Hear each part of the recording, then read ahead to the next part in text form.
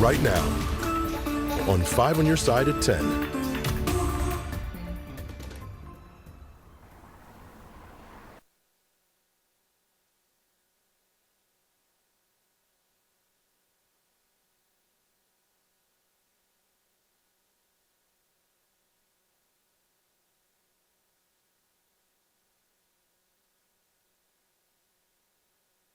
Drive down St. Charles Street in the heart of downtown St. Louis and you'll see it's a short stretch of road, but it's a busy one. You have all kind of people walking their dogs down here. Alice Lewis has lived in the neighborhood for 3 years. We need more stop signs. We need more places to walk without worrying about getting hit. Lewis also thinks the yield sign on St. Charles Street needs to be replaced with a stop sign. It's here police say last Saturday night, Daniel Riley sped down St. Charles, failed to yield, collided with a Malibu and several parked cars, flipped over and pinned Janae Edmondson. All that before his car flipped over on its roof and slid down the street. It's not a surprise to me people get hit or people get, almost run over. In a statement, Evita Caldwell, a spokesperson for the St. Louis Police Department, says additional officers as well as assistants from the Sheriff's Department will be patrolling downtown. Caldwell says, however, I can't say this is solely in light of the recent tragedy involving Edmondson. She says officers and sheriff's deputies are generally always staffed downtown during weekends and for scheduled events. I don't think it's enough police presence. I just don't. This woman works downtown. People always running lights. It's like they don't stop at stop signs. And that's a concern of mine. I'm building off what we already do here. Thursday, Police Chief Robert Tracy told 5 on Your Side the department is tackling traffic reform, including tracking hotspots and getting tougher on offenders. So we got to measure it, make sure we're in the right places, and try to prevent the next thing from happening. I would like to see more if it's going to affect something. Now, we also wanted to know how many St. Louis police officers are currently patrolling downtown. The department spokesperson told me she could not disclose that number because she says it's a safety issue.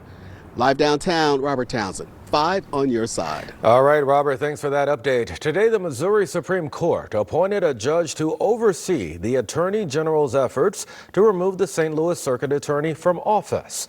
John Turbitsky from the Eastern District of Missouri's Court of Appeals will now preside over that process. The I-Team's Christine Byers explains what's next. A special judge had to be appointed to oversee this case because all of the judges in St. Louis asked to be recused. That's because all 31 of them agreed that they could be called as witnesses to some of the allegations against Gardner. So here's what we know about the man who just got the job. Turbitsky graduated from St. Louis University Law School 10 years ago. He clerked for a Missouri Supreme Court judge before going into private practice, and Governor Mike Parson appointed him to the Missouri Court of Appeals in 2021. He's also a St. Louis native. In 2018, Missouri Lawyers Weekly named him an up-and-coming honoree. He told the publication he would likely have become a teacher or a journalist had he not become a lawyer. In his order, Missouri Attorney General Andrew Bailey asked that Gardner be immediately suspended from office until the case can be decided. Turbitsky did not enter any decision on that as of close of business today, and no hearings have yet been scheduled. For the I-Team, Christine Byers, 5 on Your Side. And today, Congresswoman Cori Bush addressed the crash. While sharing her condolences to the Edmondson family, Bush appears to show her continued support to Kim Gardner. Part of her statement reads, quote, "We cannot allow this tragedy to be weaponized by reactionary forces whose sole mission is to expand brutal and arbitrary carceral strategies that make us less safe. And we must reject disingenuous, misogynistic, and racist calls by state officials to circumvent the will of St. Louisans who have entrusted democratically elected officials to oversee and implement public safety." End quote. Earlier today, Janae's hometown came together to honor her by wearing her favorite color, purple. Officials at her high school, Smyrna High in Tennessee, tell 5 on Your Side Janae is a multi-sport athlete, an orchestra musician, and even has a 3.7 GPA. Town manager where she lives saying this whole community is actually helping their community as she recovers. This is going to be a long healing process, not only from the physical side, but from the emotional side. And, everything we can do to help this family, we're doing all we can. We're lifting that family up in our prayers. Here at home, the St. Louis Wheel is turning purple this weekend in honor of Janae. Her GoFundMe recently crossed $500,000. If you'd like to help Janae Edmondson and her family, just text the word support to 314-425-5355. Noon tonight, a 13-year-old boy is charged with first-degree murder in the shooting death of a St. Louis woman. Police say he shot and killed 38-year-old Kay Johnson 1 month ago today. Her teenage daughter was a passenger and witnessed the shooting. Police believe Johnson's death was part of a string of carjackings in South City. Tonight, 5 on Your Side caught up with the victim's father. I just think it's really unfortunate that surely, someone older than him has coerced him or induced him to commit these crimes and caused a young man to throw away his life. In addition to first-degree murder, the 13-year-old also faces robbery charges. Tonight, 5 on Your Side has learned the woman accused of harassing a Latino family in South City is now arrested. Court records show Judy Klein was taken into custody yesterday, and this is related to those charges filed earlier this month. Her initial court appearance is next Friday. Tonight, we are in weather alert as some parts of our area are under a winter weather advisory.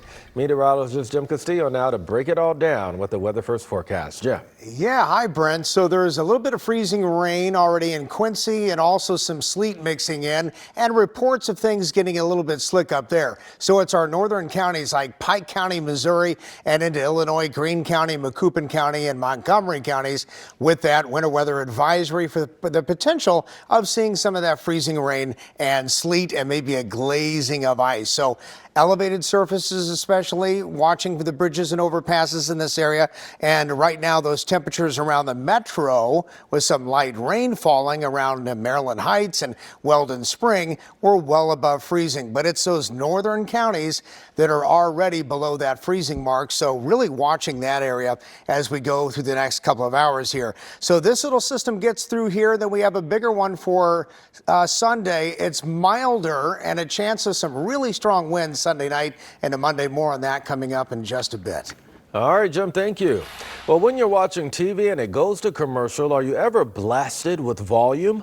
Blaring commercials have 5 on Your Side viewer Cindy McReynolds pressing mute and contacting the Verify team.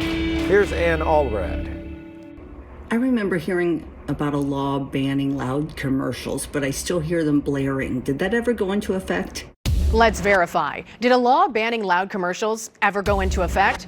Our sources, the Commercial Advertisement Loudness Mitigation Act, or COMM Act, the Federal Communications Commission, and spokespersons for Senators Tammy Duckworth and Sheldon Whitehouse. In 2010, Congress passed the COMM Act, which bans the audio of commercials from being broadcast at louder volumes than the program material. But the law only applies to broadcast cable and satellite television. It does not apply to streaming services. However, there are efforts to change the law. Last year, Illinois Senator Tammy Duckworth was a co-sponsor of the COMM Modernization Act, along with Rhode Island Senator Sheldon Whitehouse. The proposed law would update the current COMM Act and prohibit streaming services from airing those loud commercials. The bill died in the last Congress, but Senator Whitehouse's spokesperson told the Verify team he plans to reintroduce the COMM Modernization Act during this Congress. In the meantime, try adjusting the audio settings on your TV. Some models have an option to keep the volume consistent across programs and commercials. And we can verify, yes, there is a law banning loud commercials, but it does not include streaming services. All right, if there's something you'd like us to verify for you, you can always send us an email at verify@ksdk.com.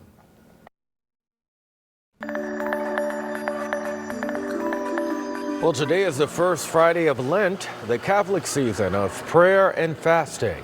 During this time, Christians often give up meat and eat fish in its place. We stopped by Most Holy Trinity Catholic Church, that's in North City today. Volunteers spent the day serving up tilapia, catfish, cod, and a whole lot more. Well, it's time now. Yeah, it really is, Jim. We've got a weather first forecast now because some parts of our area, Jim, I understand, are having a winter weather advisory right now. Yeah, all the way till about 4 o'clock in the morning. So just looking for areas of freezing drizzle, rain, and even some sleet in our northern counties. A little bit more on that coming up. High today, it was a cold day and below average. Average is 49, it was 40, 23 for that low. So here's the area of concern. I circled it for you. So Pike County, Missouri into Greene County, Illinois, Macoupin, and Montgomery counties, because temperatures here are below that freezing mark or right at freezing with some moisture moving in. Some of it's that rain, and when it hits those frozen surfaces and elevated surfaces that are freezing at this point, you get slick spots up there. We've seen that around Quincy, and then around St. Louis, we've had some light rain showing up already. If St. Louis gets below freezing, it'll happen probably after about 1, 2 o'clock in the morning, and most of that moisture is moving out by then. But we're above freezing around the metro. There it is, 32 Pittsfield, and around the area with that winter weather advisory. Again, extreme northern portions of the area. So this system gets out of here really quickly at about 2, 3 o'clock in the morning. And then tomorrow, sun and clouds mixed, a nice day. Wind turns more southerly and we get high temperatures back in the 50s tomorrow. Sunday it's 60, but boy, there's a big storm out west. This is LA right now. So they're getting flash flood warnings, and a lot of it all the way from LA to Santa Barbara. And then the mountains of Southern California getting a blizzard warning with up to 5 feet of snow above 5,000 feet. So for us, as that piece of energy moves out in our direction by Sunday, the severe weather chances look to be to the west. We'll watch that. For us, it's rain at times and a chance of thunderstorms, especially on Monday morning. So here's that system. Warm front first on Sunday, and it's such a big area of low pressure, the wind will really pick up. And some of these gusts about 45 miles an hour or higher. So it gets really windy, especially Sunday night into Monday. So tomorrow, 54, 60 Sunday, 64 Monday, 58 Tuesday. We start to clear up or breezy, and then 68 on Wednesday. Beautiful day. Chance of rain again, and 50s for Thursday and Friday. So as we begin March, it's still way above average. Yeah, it really is. And hopefully we'll get a consistent pattern pretty soon. Yes, but I doubt it. Yeah, that's why I said hopefully. Yeah. My friend, thank you much. You bet. That's all of our time at 10. Corey Miller joining us now with 5 on your sideline.